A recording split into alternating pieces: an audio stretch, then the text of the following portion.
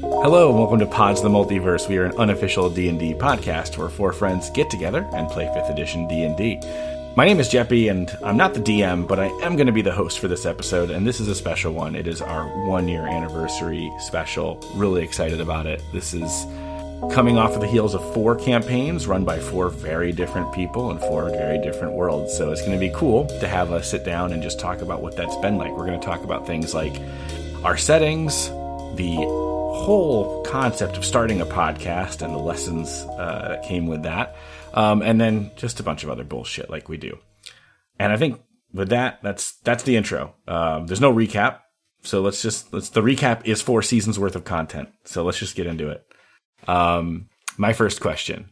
Let's talk about DMing. Okay. A little bit.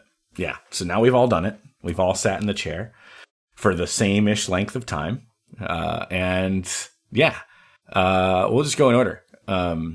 For each of us, first priority as a DM, what is like your number one, I guess, priority, or like what is the thing that is that you find really valuable to bring to the table as a DM in that role? Is this just open for anybody? I mean, it could be. Yeah, it could be open. Yeah, okay. It could totally be open. Fun is a good thing to aim for. So I think it's the most important thing. You know? Yeah, it's the most important thing in my opinion. I would agree with that. Yeah. Yeah, so like crafting this experience, not just because this is kind of a new thing for all of us, not just for people sitting at a table playing together, but also as listenable content. Those two things kind of don't always seem to go together.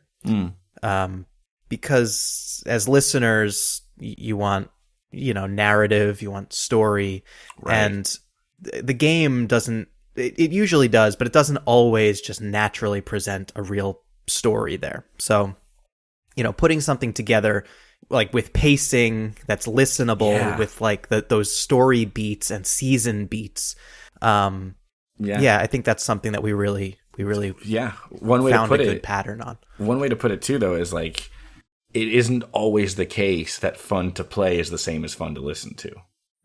Absolutely. And that's an interesting challenge, is like, how do you make this compelling? Because some things need to be punchy because you want to get to the next beat, because you're eager to find out as a listener what happens. But like maybe the players want to fuck around and find out about some other bullshit. So like it's interesting.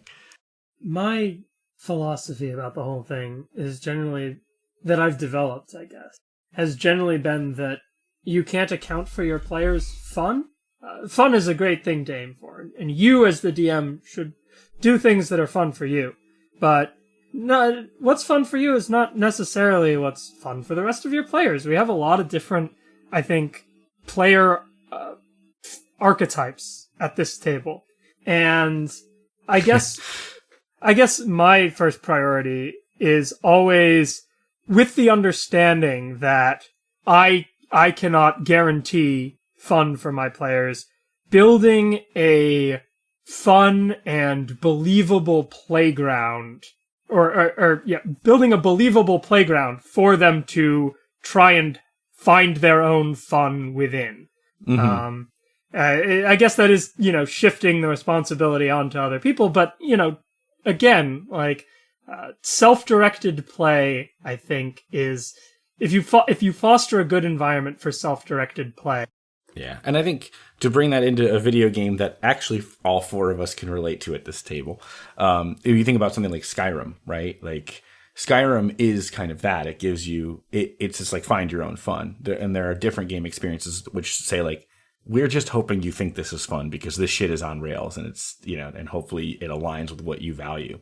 A lot of different ways to play the same game. Yeah. Going off of what Scala is getting at, I've definitely learned from not only Theros, but just DMing and sitting at the table here as a player, that it is not entirely the DM's responsibility to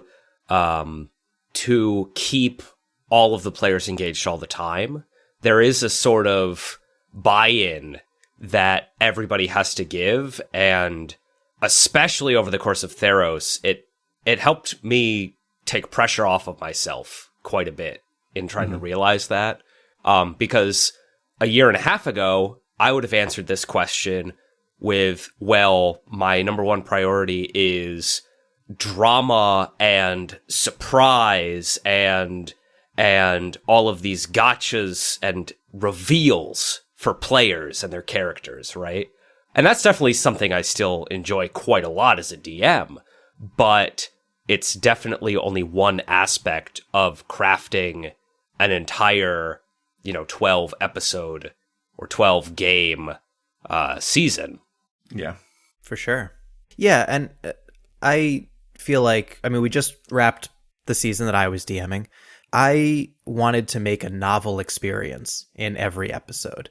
It's not just beating up increasingly large monsters. Like, there's other stuff going on story-wise, puzzle-wise. Something different is happening in every episode, which wouldn't necessarily be the case at a table game. You might tell the same story over 30 sessions instead of just 12. Oh, yeah. Yeah. And that always presents an interesting challenge. But to be fair, Jimmy, you also did give us increasingly larger sized animals. In fact, in one episode that happened. So. Well, that's part of that's just the game. The numbers get bigger. The numbers get bigger. Yeah. Nice. I like this next one because I'm always in for a compliment or two. Not gonna lie. What's something you love about everyone else's DMing? The longer this silence sits, the more self-conscious I am, you three. I'm just kidding. Well, then why don't you go first? That's fine. Yeah, that's fair. I will start with Scala.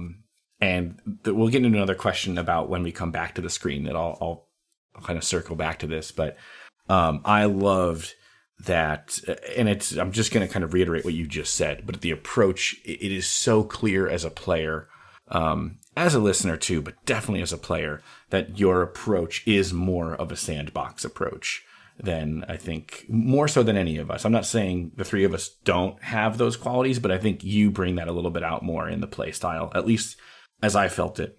And it's really fun to be in a world like that. And it's something that I, now having gone through the process of running a season, something I can see is a very valuable set of tricks up your sleeve to plan in that way.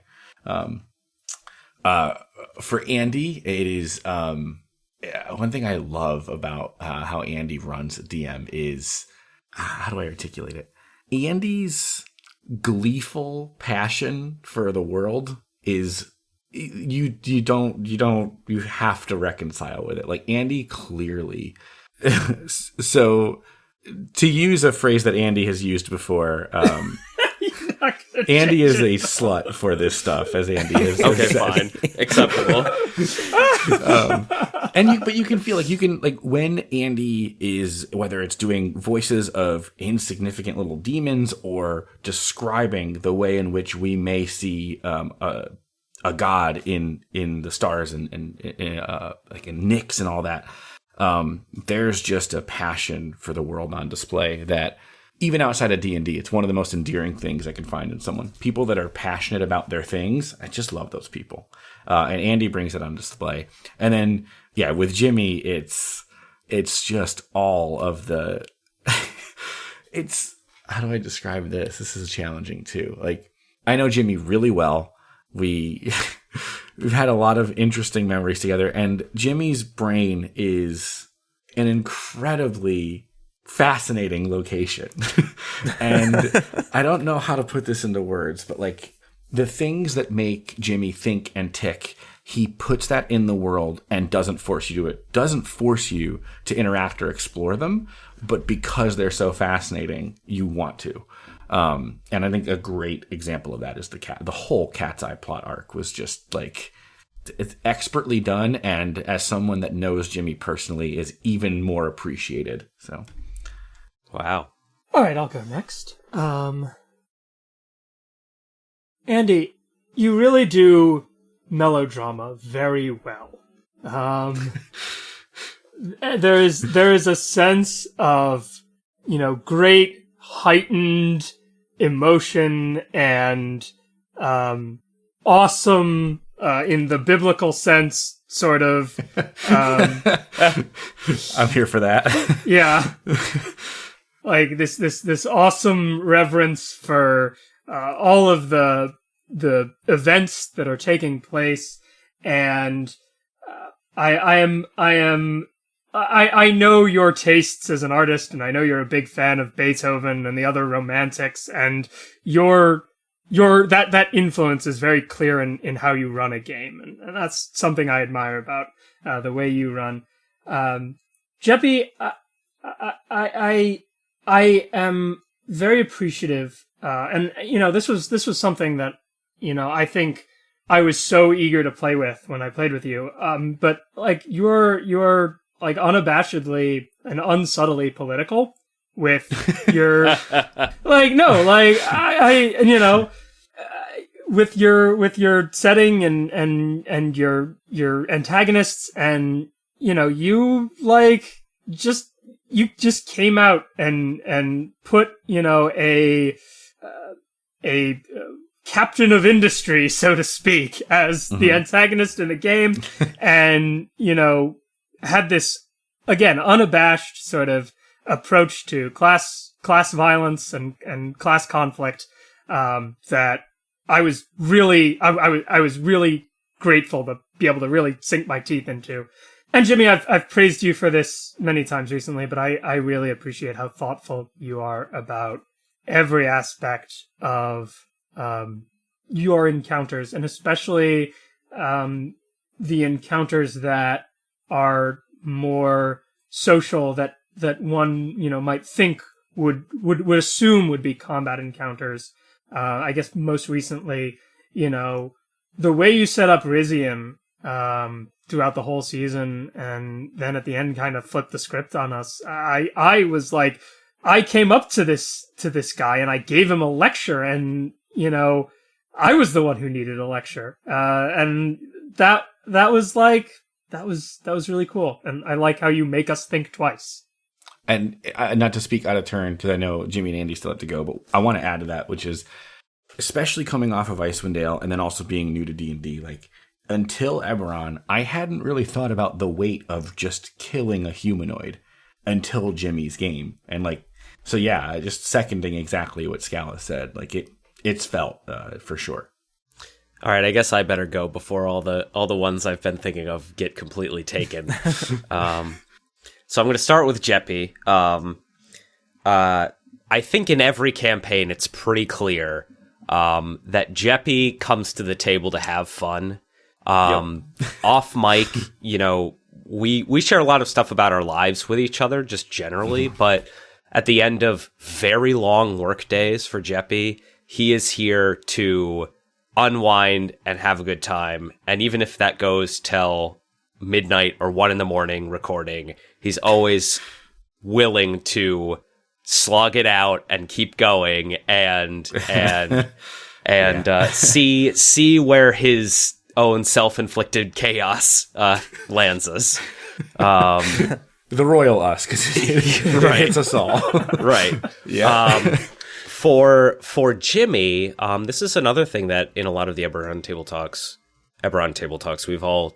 we've all talked quite a bit about, but it's this very unique attention to detail, whether it's in descriptions, which I find very, very well crafted, like the Druid Grove and the fucking Time Dragon Chamber, all of these very unique, very inspired designs, or to what Scala said, all of this character work that may not be like melodramatic, like Scala said about me, but is very precise and subtle and very impactful, I think, and reads really well. And then for Scala, I have to, they've been my best friend for such a long time. It is absolutely the same wavelength we are on when it comes to lore and world building. I just have to. They're just such, you talk about romanticism and reverence that I have for worlds, but I can flip that right around and say the same thing about the lore and and literature that exists about places like Ravnica, it's unprecedented, truly.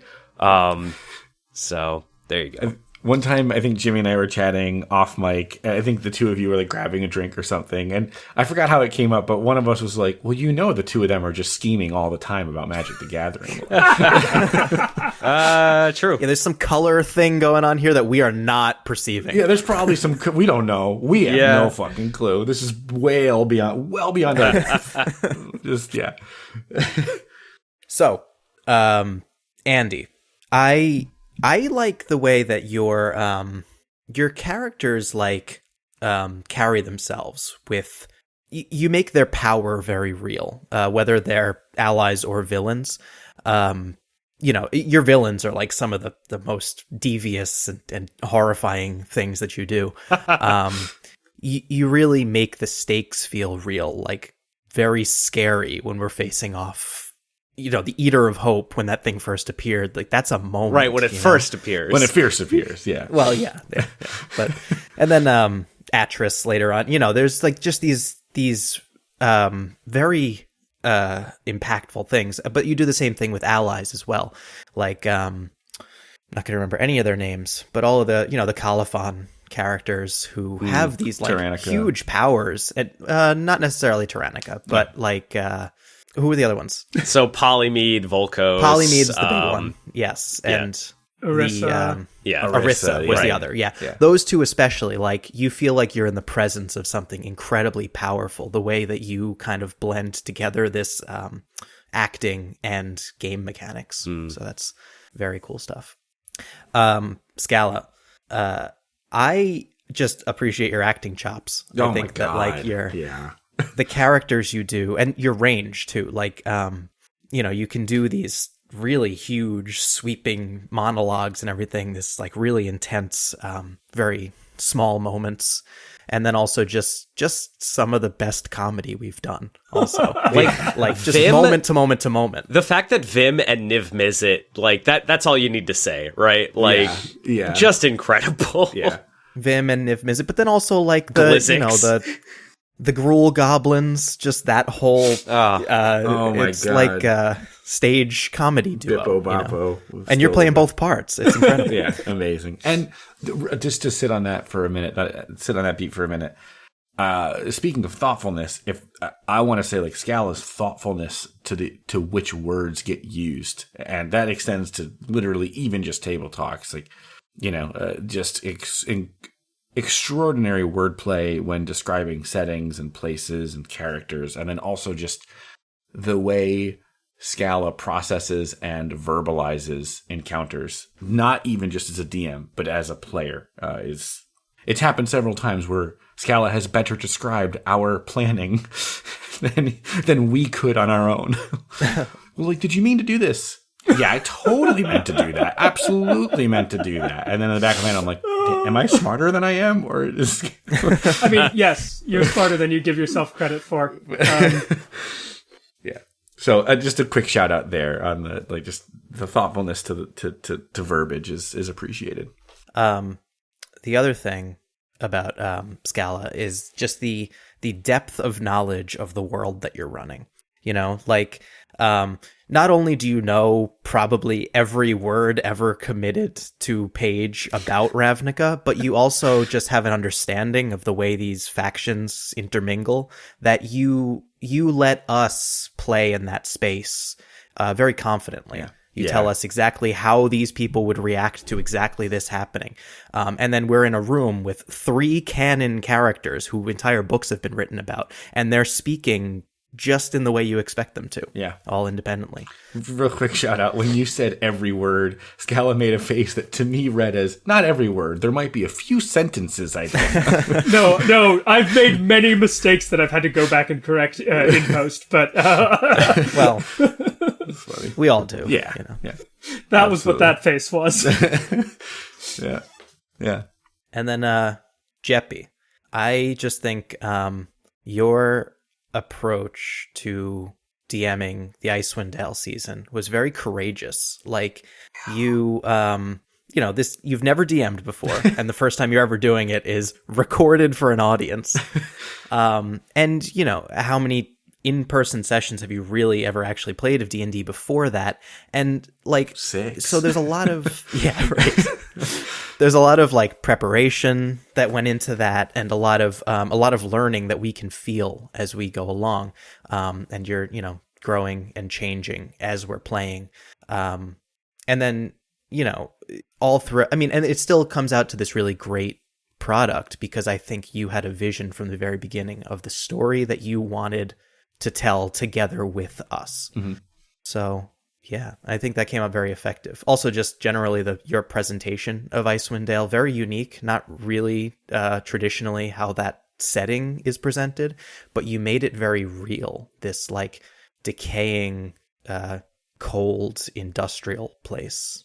Yeah, felt very real. You said you were inspired by Disco Elysium, and I hadn't played it but having played it now, it's clear where those sort of roots are for you. And it's to just echo what Jimmy said, it was incredibly bold of you to come out and, having never really run the game before, like just try so many things. And I admire that as a creative person, just the willingness to experiment and come up with your own stuff.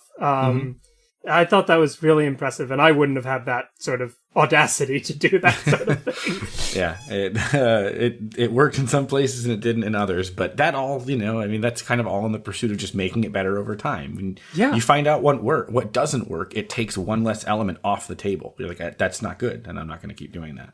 And I like, to me, as a person and a professional, as this part of the crux of my job, like that's important, is like being okay with doing something that doesn't work, in the knowledge that it's going to make you better because you won't do it anymore, is a big, it's a thing I have to afford myself, or else I think I'd be in option paralysis forever.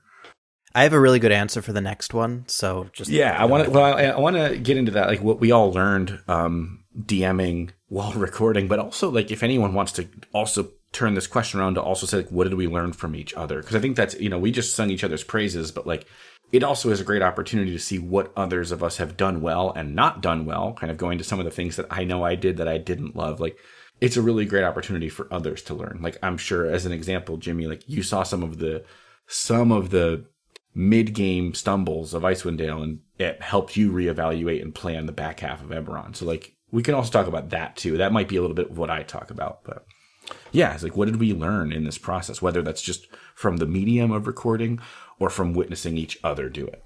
Well, I was just going to jump right off with that and say that, and I'd like this to be more of a dialogue than sort of going around. Yeah. Sense. Yeah.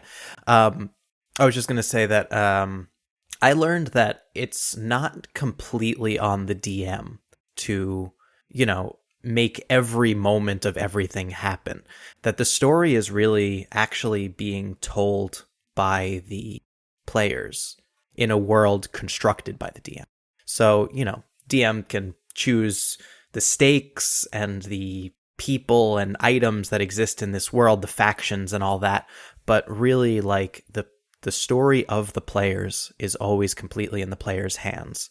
And that fact has saved me a lot of times when I haven't felt quite as prepared as I would like to be, because you never really do feel 100% prepared going into a session as a DM, because you never know what the players are going to do. And if you could plan for every single situation that your players could possibly get into, it would be kind of boring. You have to allow them to do things that you're never going to think of, because it's their story. And you wouldn't need, you could just do an audio drama with just yourself playing every character if you weren't going to let your players just do what your players are going to do. Yeah, I would absolutely agree with that. I think that's one of the two biggest learnings. I mean, and we've talked about it so much in, I'm going to take that again because I made a squeak sound. And that's one thing that we talked about so much with, in Icewind Dale, was this, me learning the breadth of player agency. Is a huge thing. And then the other thing, to piggyback off that, because it really is a building block to the next thing I'm going to say, which is then how do you go about planning a full arc of content? And one thing that I learned was like, I had a lot of specific beats along the path to get to where I wanted the story to go. And I think, Jimmy, you said this when you were talking about Icewind Dale, like it was a story driven planning is how I went about it. And yeah, lesson learned, because I think the more you dedicate yourself to that, or at least the more I dedicated myself to like story specific planning, beat driven planning, organically, the campaign in and of itself is slowly chipping away at player agency. So might get into it in this episode, but the entire approach to the back half of Icewind Dale has been extreme, and I'm already planning it, but it's extremely different. Yeah, you can't always plan those in between beats. Exactly. And because I've just kind of unless you want to try to, yeah, you know, you're trying to plan that, you're trying to put every little piece in place for your players to just show up and throw one switch, which is not the way to play the game. It's not fun, you know? And it's not the way to play. And yeah, and I've learned that, like, don't plan that. Stop. That's not in service of anything.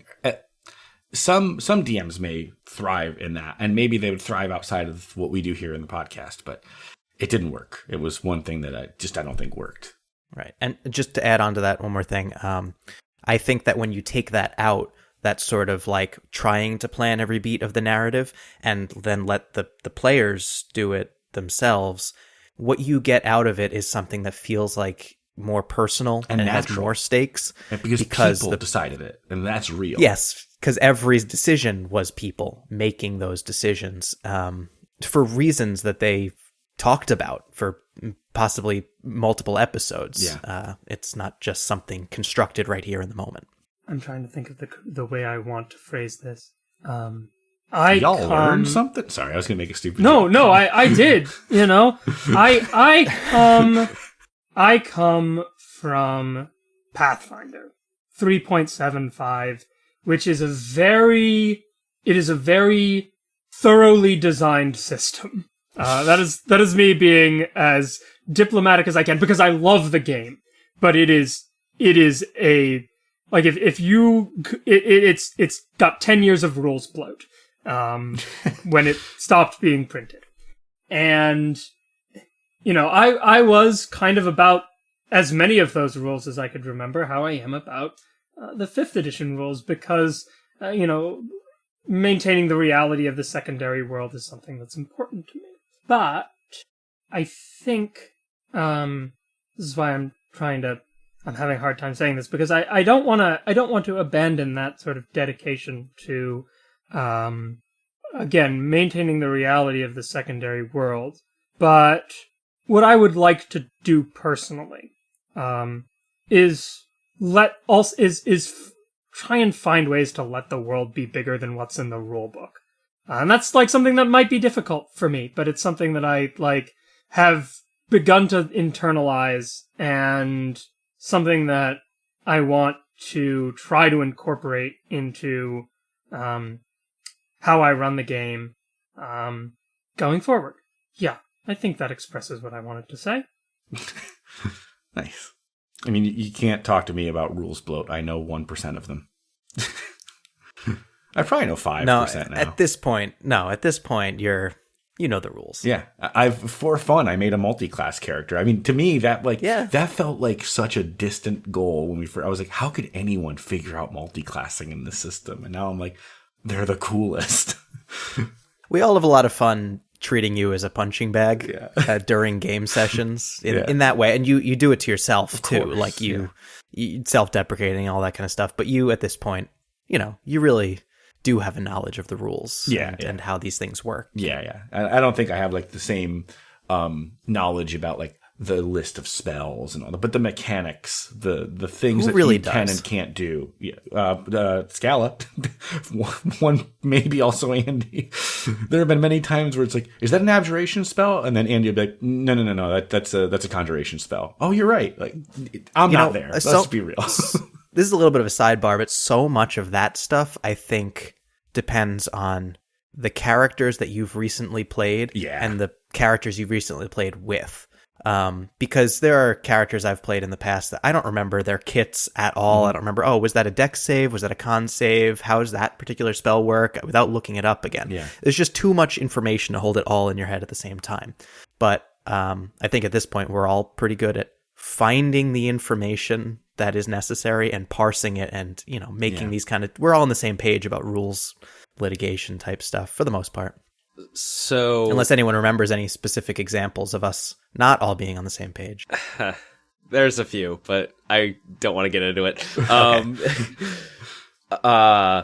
So I'm going to flip what Scala just said about making the world bigger than rules is written. And I'm going to say something that I've already started to do going into the second season of each of our games is make the focus of the narrative a little smaller than the entire world. I felt like in Theros 1, I was trying to make this story that is so much bigger than just the party characters. And while I think that's a really epic way to run a game where like you are just these pieces of this huge fate and destiny filled epic, that there's definitely a way to take that but also keep the focus of the action and the intent on the characters themselves. And that was something I definitely learned right away when we flipped over to Ravnica, because I think that's something that Scala did very well, in given the characters that we were all playing in Ravnica. And that's not to say that I don't, take the destiny out of Theros, because that is one of my favorite parts of it. But I definitely have been more conscientious of keeping some extraneous lore or extraneous plot points that really are just there as filler, and just there for me and Scala, sort of out of the conversation. I don't want to spoil anything for Return to Theros, but as a player, I'll just kudos to you. I think that's very felt. I can feel that as a player in what we've done so far. We'll talk about like improvements and approach going into our round twos. We'll do that a little bit later. But I would like to talk a little bit, because now we talked about DMing, and we've started to touch on the idea of like DMing specifically for the purpose of a podcast and recording. But like, one of the things the four of us said when we started this is like, we have to learn how to do this. Like, we have to learn how to start a podcast. I figure we should talk about that a little bit. Like, what's been really hard about that? What's been awesome about it? What's our favorite part? Or at least now that we have a rhythm, which I think we can all agree we do, what's our favorite and least favorite part of all that? So yeah, let's do that. Like, let's talk a little bit about the whole idea of starting a podcast. And I'll kick us off with one thing I've kind of wanted to say when I wrote this topic, which is, I think, I wouldn't call it the hardest part of starting a podcast, but I think the thing that I really want to stress, if anyone is listening that has a mind to do something similar, is like, what you have to do is be okay with just saying, we're going to start it, and we probably won't have everything perfect right away. Because like, we changed our entire recording setup, like we changed our approach to editing, we changed our music package, like we changed a lot in the pursuit of like figuring out what we could improve. And you just kind of at the end of the day have to be okay with knowing, like, when we start it, we can't plan for, just like a D&D game. You cannot plan for everything, and you have to be okay with some things being learned over time. Yeah, I actually was thinking about that recently. Thinking about how much lead time we had before we released our first episode. It was like 3 months between recording the first episode and over an entire campaign. Yeah. Yeah, that's right. We were already recording Ravnica by the time we released. Yeah, we were almost done with Ravnica. That's true. Recording. And it's I don't remember a lot of the thought processes now, even just a year removed. I'm just surprised we ever released anything at all, because I even still to this day have that anxiety when I click publish. Like, is this really finished? Is this actually the thing that we're putting out? Like, I can't believe we actually just picked a release date and did it. You have to, but you have to. It surprises me to this day, and it's almost a year. Yeah. Because it's so easy to say, and it is easy because you're not beholden to anyone. And I mean, even at this point, like, we would be forgiven if we needed to take a week off. But like, especially then, like, no audience, nothing's been published. We hold those keys to that kingdom. But like, it's so easy to hold the keys forever, And that's what I'm saying. At some point, you have to stop. Yeah. Yeah. Because there was no reason we had to release on that None. day, other than we said we'll do it, and then we did. And then we haven't stopped. We've released an episode every single week since then. Yeah. Yeah. So that's, again, it doesn't really go into like what's hard or anything about it, but it's one thing I really wanted to call out, because we wouldn't be here recording this now if we didn't say like, caution to the wind, hit the button, and we're doing the thing, and you have to do that. So, I would say the hardest thing about, and actually no, I'm going to take a lot of what I said back. I think that is the hardest thing about starting, is like having the courage to just hit the button and do it. That's, yeah. All the other things are difficult, but they're not real until you hit the button, and that's why that part's the hardest, I think, in my opinion. I'll say the hardest thing, because I just speaking for myself, I think I knew what to expect on the technical end of things. I think a lot of it was more time consuming than I really gave it credit for, just because I come from the world of music, and, songs are less than 5 minutes long and albums are 45 minutes long, and we're doing double that every single week. So it's just a lot more time spent looking at a DAW, a timeline. But other than that, the biggest challenge I would say is adapting the game of D&D for the audio medium, which I've heard it done before plenty of times, but to actually do it yourself is something. It's a different game entirely when you're playing on mic versus when you're playing on the think table. it requires a level of thoughtfulness that I don't think is immediately obvious. Like, one thing we talked about earlier is like, when it comes to editing, does it matter if we put dice rolls before or after we say the outcome? Should that be consistent? Like, these little decisions that say like that add up to simulating a tabletop environment. You know what I mean? I think the answer there is sometimes it comes before, sometimes it comes after. That's the reality, but you have to think about it. Losing the grid, when you've played on the grid for years, is I want to hear about this. I want to hear about this. It's very hard, you incredibly hard. Yeah, you think about dungeon layout and encounter layout in terms of squares and distance and being able, but having none of that information on the map for your players to read. You're now responsible for conveying all of that information and holding it in your mind while you're running a combat, which could be very complicated, could have lots of different actions, lots of different environmental effects. That was hard. And, I definitely see some places where I was like, wow, this is definitely an encounter that I built to be played on a grid. And it's like, how well did I translate that? I could probably have translated it better, but, it's difficult losing that tool that you relied on so heavily, and then trying to fill the the imaginary negative space, let's call it, with just your words. As much of a challenge as that is, I think it's a little bit helpful too, though, because as a DM, it lets you have that much more control over what your players need to know in given situations. Like, a lot of times I look at a grid or a map or something and I get really hung up on stuff, whereas if I'm just being fed sort of what the encounter is about or what the situation is asking for, then it becomes a lot more linear, and in not necessarily a bad way either. It's funny. I was going to say something really similar, Andy, but obviously my answer is colored by a very different context, which is I've played 6 games with a grid in my life, and I think the rest of you have had a little bit more with that. But one thing I wanted to note about what I like about getting away from the grid is that the grid helps you paint the picture of the battlefield and the flavor of the battle, but without it, that picture is painted collectively by the DM and the players asking questions to learn more about the encounter space. Can I hide? Yes, there's a stalagmite, right? 10 feet away from you. That kind of thing. I really like it. I don't know. To me, it actually leads to more fun because I'm asking questions that become relevant to me as a fighter in the combat.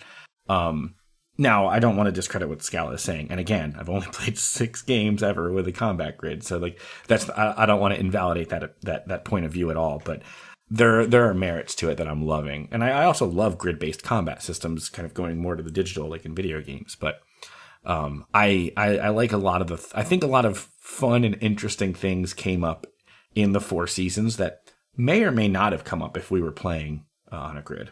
Now, Scala, correct me if I'm wrong, but I seem to remember something specifically from the Vaults of Viscopa episode. Are you still actually planning your encounters on a grid? Yes, and then conveying them to us. Interesting. But the physical space is a lot looser. I'm using the grid to do the layout of the dungeon, so I know where everything is in relation to everything else.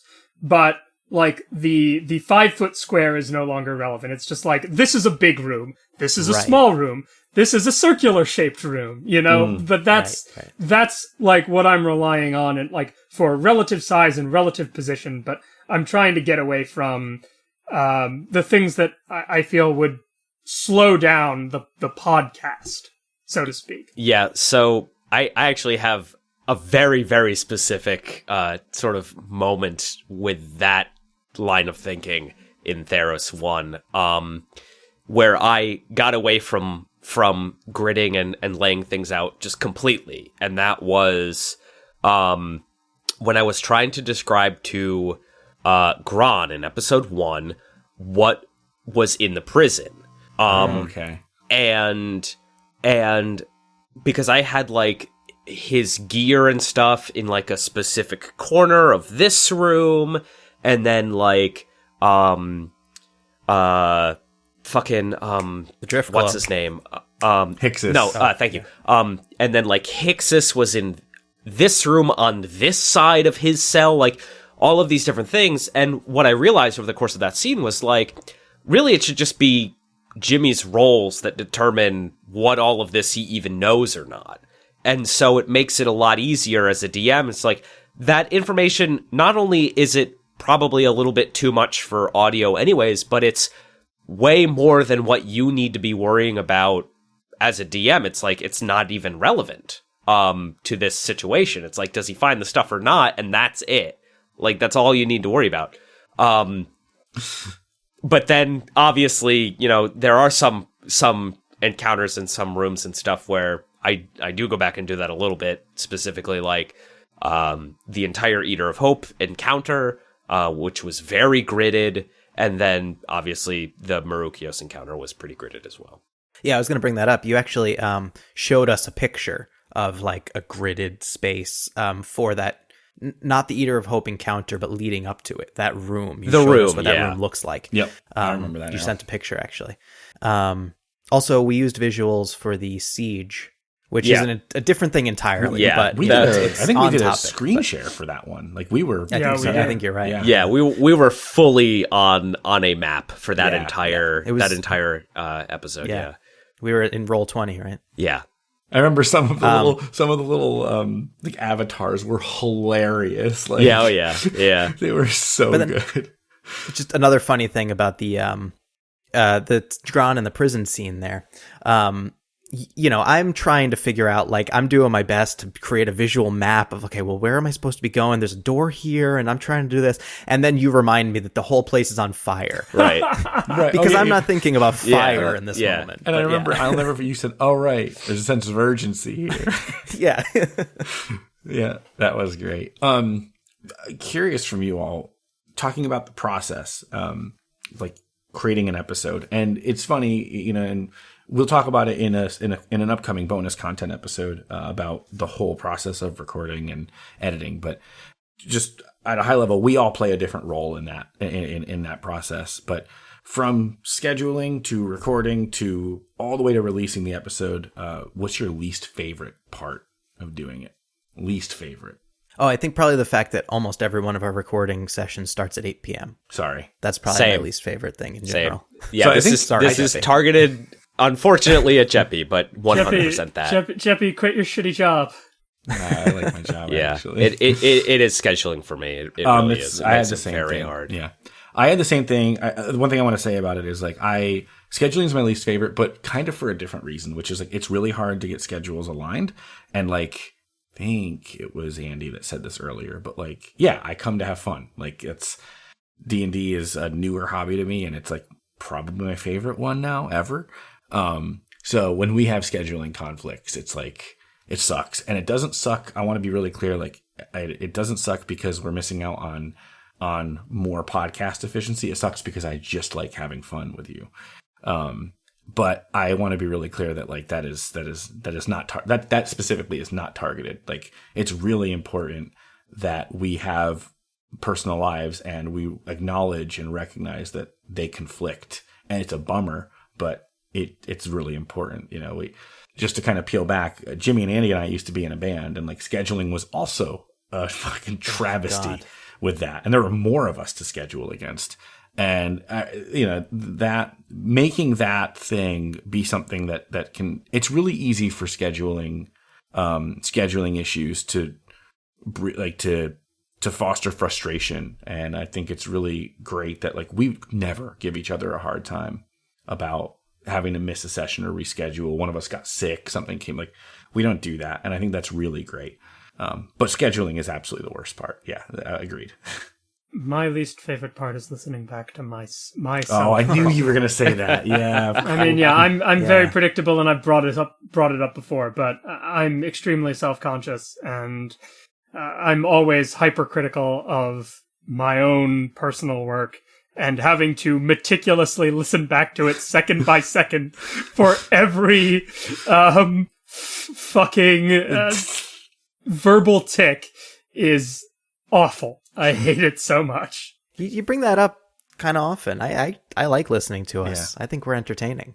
I enjoy our episodes. Yeah, and I know that the three of us complimenting you about it doesn't change and doesn't invalidate you being self-conscious. But to reiterate, I think you've dialed in the best performances from a voice perspective, from a verbiage perspective, just the best. So, you know, I know that doesn't undo your self-consciousness. I know it doesn't undo the 6 hours you spend listening to your vocal tics. But as your friend and fellow podcaster, that is, I think, felt and shared among the three of us.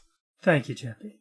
I'll say another thing that is not a favorite part is it's only happened very few times, but anytime I feel like any part of this feels like work or an obligation. Yes. You know, because it is very much a hobby playing this game, and I really enjoy the audio production side of it. But every so often, you know, it'll conflict with something I have on the weekend that I'll need to pull myself away from something else to really like hit the deadline. Because it is really a grueling schedule that we have locked ourselves into here. Like idiots. I can say the same thing about writing the music. I mean, I'm right there with Jimmy. Like, you have a weekly quota and you need to meet it, and that's it. Yeah. And over the course of this year, Theros, like, I was far less busy in my life with Theros 1 that I could get away with writing all of the fucking music that I did, and Ravnica 2 for the most part. But once we got into Icewind Dale, I really had to switch gears about how I approached scoring, because I just didn't have the time to dedicate 8 to 10 hours a week on music. I just couldn't. And it's like, if I could put everything that was in my head for the scoring into the Reaper file in 30 minutes, I would do that. But that technology doesn't exist yet. So I can't. And so I really had to change gears and sort of get more efficient about things, reuse more themes and motifs and things, and really crunch that process down into something that I was happy with how quick I could get through an episode a week, but also something that I was still satisfied artistically with. And I'll tag onto that and just say it was around the same time for me too, like season 3, that I really started to prioritize, like, how can we make the entire production process swifter? How can we get everyone's time commitment down? You know, with the way that we're chaining work responsibilities, like, you know, no strict deadlines about when this is finished and when this is, like, you know, I need that because it doesn't matter. But basically just getting our processes in order is something that I got really serious about in season 3 because I was just spending way too much time on every single episode. Yeah, and now for the first 2 seasons. I still don't think we're at quite equal. I still think I probably have the least amount of time commitment in the post-production process, but I think it's gotten way more close to equal between the 4 of us than it was in seasons 1 and 2, really. I think Scala is still putting in at least twice as many hours as any of All us of us on each combined. episode. Yeah, probably. But that's fine because I don't do anything else, and I'm happy with that. Like I care about this a lot, and I want it to sound as good as possible. All right, before we wrap up this part of our little anniversary special, we're going to do a lightning round, and it's going to be about voice acting. We'll do round robin, and to keep this a little structured, we're going to go in order of DM. First one. Andy. Oh, God. I love that we're starting with Andy for this. Andy's the most fucking animated when doing voice acting. What's the hardest thing for you when you play in a character? Oh, God. I think I'll just be straightforward. It is separating player from character. Especially as a player, not necessarily as a DM, but as a player, because I want to know. Player Andy wants to know more about what's going on, Always. But character might be on a completely different level. There you go. Nice. Scala. I want the hardest challenge and the thing that I'm always trying to improve is being real. I don't want to devolve into a 1 or 2 dimensional character. I want even minor NPCs to have ideas that drive them to act the way they do. So even if they do come off as caricatured, I want them to have complete inner lives. That's that. For me, it's similar to like being real, but in my case, it's a little bit of a different context, and it really comes through in Eberron, which is player have, and it's the reverse of Andy's problem. I have a very limited understanding of a lot of the game worlds that we play in, especially Eberron. And when I play characters like Alfonso that are very intelligent, or like Illipel who are very motivated by knowing as much as possible, that is a challenge because it strains credibility when I don't know the things that I think my character should. And the solution to that is play more and live in the world more. So it's kind of that's not a fun answer, but it's the hardest thing for sure. I feel like you could also roll a lot more knowledge checks. Probably.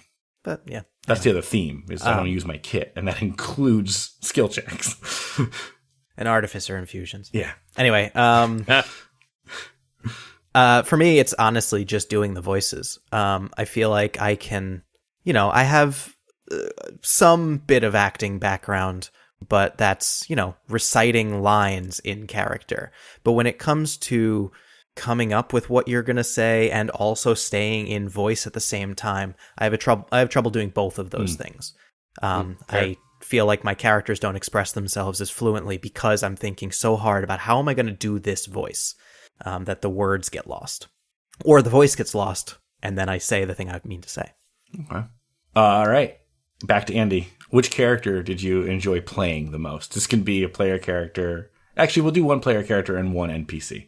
You got it. The NPC is pretty easy for me. Wait. It's Volkos. Yes, I love Volkos so much.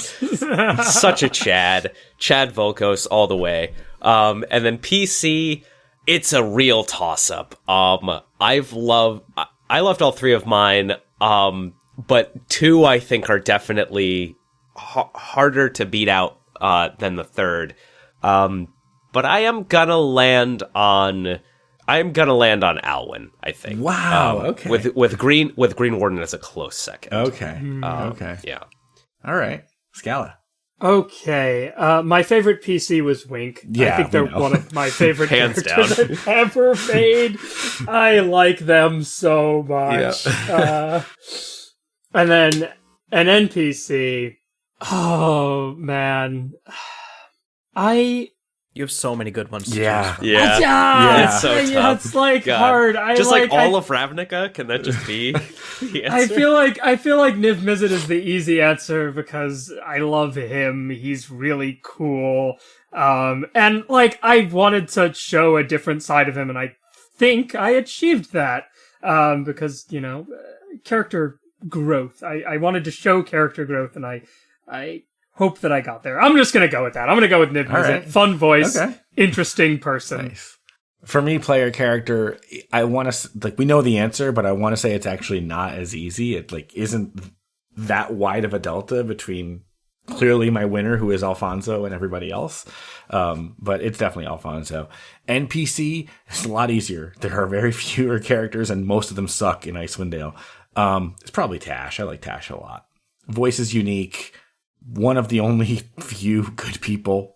So it's probably Tash. No, the fucking Chwingas. I'm sorry. No, never mind. Chwingas. Collectively. Yeah, collectively. Was it Meepo or Moppo or Muppo or Trucko God. or Ruffle or Huffle or Stutley or Jorth or Charn or Timtet or Brainock or Lilu? Oh, Tell wow. us, Jeppy. Oh, You wow. can only pick one. I don't remember who had which lines. I actually I think Muppo. mapped them to a stereo. I know. It might be I Muppo. put each of them Yeah. in a different place on the Oh, stereo. man. Because I think he says, my name's Muppo. And I think that was an adorable delivery. So it's Muppo. For player character, it's Clork. No, Oh, no yeah. question. Hell yeah. My Clork favorite. rules. And going back to what I said about staying in voice, I don't have to think about it that hard with Clork. I just that voice comes naturally to me. But NPC, I mean Rizian's good. But I had a lot my as Feldspar, just doing that God. kind of squeaky, Yeah. Hey, old yeah, type yeah. voice. Yeah. My favorite Feldspar part was like, because you rolled a lower number than me. Whenever Alexa tries to get you. Oh, it was so good. Oh my God. Yeah. All right. Back to Andy. This is a longer question. When we started, like, your comfort level generally with voicing and playing different characters and being in character, your comfort level starting, and like, has that changed? Has that changed throughout this process? Okay, cool. So, I would say my comfort level going into Theros 1 was very high. A bit of theater background to help that, but also just the home games that I had been running. I felt like character work was definitely in my wheelhouse. If not verging on a little bit caricaturistic, but I don't think that's as problematic as it is taken a lot of times, unless you're getting into problematic subjects, which I was trying to avoid. That's well said. And then as far as changing, is there a character outside of your comfort zone I also see on here? I would say definitely. Theros 2 has a character in particular that I'm still trying to find their voice, and it's just a work in progress. Okay. So I can definitely feel myself sort of testing those limits, I'll say. I mean, I probably have the broadest theater background of anyone here. I did my undergrad in theater arts, so I was very comfortable doing voices and acting and being in character. But I have, for the most part, been playing characters who are well within my comfort zone. Characters that I think line up with my worldview and my ideology. I think probably the biggest push was Istvan, who was just living in a much more uncomfortable place and that I had to sit in. But I think maybe going forward, maybe going forward, and it all depends on what happens in the game, but these characters that I'm comfortable with will have to change. And that's something that I'll have to challenge myself to do. See, what would cause these characters to grow. Yeah, I was not comfortable. That's easy answer there. Clicks is just my voice a little lower. So like just no comfort level going in to doing this. Got a little bit more confident with Alwyn because Alwyn is different than my voice. And I think I delivered a lot of lines that... Illipel? Illipel. Yes. Illipel is a different voice. And there were a few deliveries and a few lines throughout season 2 that I was really proud of. And I think that helped me get a little bit of confidence before I did season 3, which was very challenging. So I would say that it has definitely changed. I've gotten a lot more comfortable with it. I don't know if there are characters outside my comfort zone. I think I've tried a lot of them. Like, I still don't know what the fuck Tash's voice is, but I know I like it. So I'm not really sure. If there's one thing I want to avoid, and this is just a personal pet peeve of mine, is when I listen to audiobooks, and there are male narrators narrating women with these overly delicate voices, it drives me up a fucking wall. It makes so many women in the world feel two-dimensional. And if there's one thing I will avoid like the plague, it is doing that. Even if some of my female NPCs literally sound like me, I would rather it be that than subject them to being two-dimensional. Well, if it's Tolkien or George R. R. Martin, they probably are two-dimensional. Yes, yeah. Shots. Shots are definitely fired. I mean, Sansa aside, let's be fucking real. Like, No. Anyways. I think for my player characters, I was comfortable being in those characters just because I picked pretty easy voices for who they were. But the thing that made them a little bit more challenging was, when we started doing this, I think I would consider myself to be considerably less experienced at the game than I am now. And so just a lot of like rules stuff going on in the background. Oh, my turn's coming up. What am I going to do? And that stuff is getting in the way of being in character and thinking, well, what are Gron's motivations here? What is something Clerk would actually say, as opposed to, well, what should I be aiming to? What role do I want? Trying to actually stay in character while playing the game was a little bit of a challenge to me. And then a character outside my comfort zone. Clerk can get in people's faces, but otherwise my characters are pretty mild. And I think I would like a broader, louder, expressive character at some point. Because Clerk is still understated. Like, Clerk is a listener until he hears something he doesn't like, and then he's in your face. Yeah, he'll speak his mind, but he doesn't scream at people, Fun? You got no time for fun. That's the most escalated I think he got. Is when someone suggested having fun, he hated that. Yeah, it's like the only time my mic ever clipped. It is, yeah. I think it literally... We got no time for fun! The only time you've ever clipped. And then last question. What does being in character mean to you, Andy? I apologize if this steals a little bit of Scala's ethos on this, but I'm going to agree and say being in character means portraying a believable person in the world that they exist in. And that's it.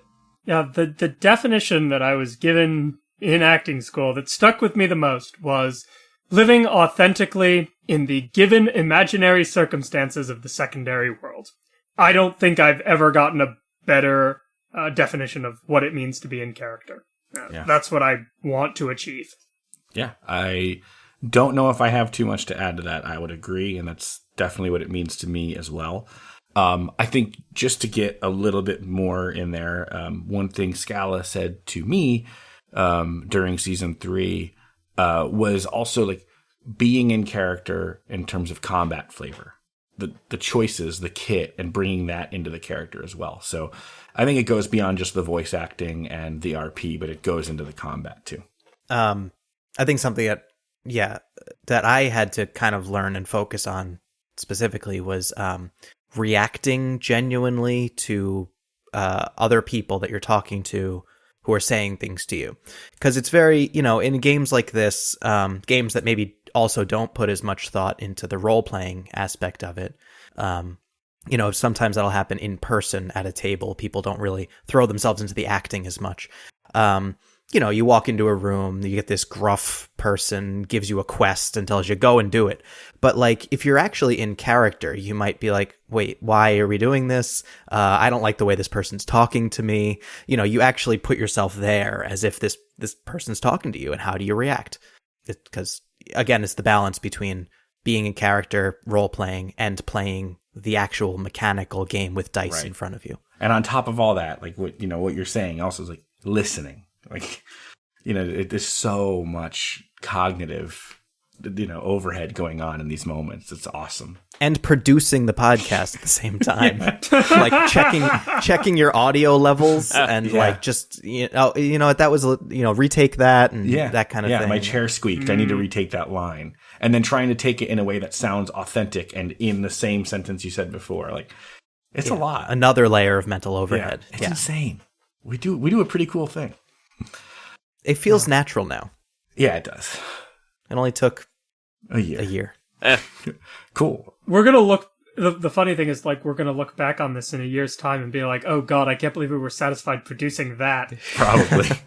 We'll see. We'll see how that goes. We'll see how that goes. I still feel pretty proud of some of I'm the so proud. very earliest episodes. Yeah. They're different. No, different. Sorry, The that audio was isn't as good, that was very flippant. I think we actually No, it's make... Yeah, I know. Jeppy said it best. It's a pretty cool thing we Yeah, do. it's a pretty cool thing we do. But I think it is almost any creative endeavor I can think of, the creator or creators usually, hopefully, look more fondly on the more recent work because they've learned more lessons along the way. And I think that's a perfectly fine thing. It doesn't invalidate the early stuff. I want to put one more topic right here really quick, which is the fact that we're not just in character as our game characters, we're also somewhat in character as ourselves when the mics are on. Oh, yeah. And how do you guys feel about that particular aspect of what we do here? I mean, I like my character. I'm chaotic and I'm self-deprecating. It matches my brand really well, and I'm totally fine with it. But you are 100% right. Like, I ham it up when we record. I bring that out more than I normally would. That's true. Yeah, and I'm I think meaner to you on mic than I ever would be Yeah, you are. in person or off So mic. good. So if you ever take any of that seriously, I apologize. I don't. I know better. Well, I mean, the dramaturgical theory of sociology would say that we're always sort of creating personas of ourselves based on social expectations. So I would say something that I've probably said before, and that the quantum state of being observed is highly undesirable, and I hope you all tolerate the persona that I'm presenting. Very much so. Very much so. Yeah, that's an interesting point, though. I'm glad you brought More that than up. tolerate, we enjoy your persona. Embrace, love. We enjoy your persona way more than you enjoy your own. Yeah. persona. In fact, I would say your persona is the most wholesome out of all the four of us, without question. So, yeah. Anything you want to say on this one, Andy? Before we... I mean, not much to add. I agree. I'll say maybe for me, I observe a bit more of censoring from the four of us of, this is public media. We don't want to, record anything. Without saying what, literally, I have, at this point in the recording, I will have cut something I said, quoting Andy, that Andy said, please cut that. Yeah, so we're not entirely professionals here. There are things that we want to take out for the sake of posterity. But also, some of us have jobs where people know who we are. Yeah. So, but I will say, even the things we cut, I think we are all good people with good moral compasses, but we do say some things that it's like, I'd rather that not have been said. It's just okay. I'll just put it out here for the record. It's just stupid shit we don't want on mic. Yeah, that's it. Exactly. Exactly. Do you remember the just this moment just got cut from episode 12 of Eberron, where Hematite attacked a child, critical hit. Yeah, I listened back. Scala did a really nice job of cleaning that up, because I even think I said in that moment, "Wait a minute, I'm employed as a public school teacher. Please don't brutally attack this child." Yeah, exactly. In the game. Yeah. We So have to crap take like out. that. Yeah. And that's all. That's all I. That's a great example. That's all I mean. It's a great example. Cool. All right. So what we're going to do is over the next week or two, we're going to keep doing this anniversary thing. And next time we're going to come back, we're going to chat a little bit more about approach to encounter design, dungeon design. We're going to talk about planning a little bit more, kind of peel back the curtain on like what it means to actually run games, which hopefully will be of interest to some of you, especially I know a lot of people in the Discord ask for kind of perspectives and points of view on D&D and DMing. So we'll get into that. We'll be talking about art. We'll be talking about the music. And then we're going to also talk about favorites. And this is fun because every season we talk about our favorite moment, but now we're going to have to talk about our favorite moment broadly. And that's going to be really cool. I'm excited about that. And before we get back into the weekly grind of doing campaigns, and we all know getting back to Theros, we're going to do some fun content that isn't really named yet, but we're going to be doing some D&D themed games that anyone listening to our bonus content, some of them may be familiar to you. And then finally, we'll reveal the trailer for Season 5. That's it for this session, I think, right? I don't even know what the hell we Happy call anniversary. Yeah, happy anniversary. Instead of That's anniversary. Table Talk. Happy anniversary, friends. Happy anniversary.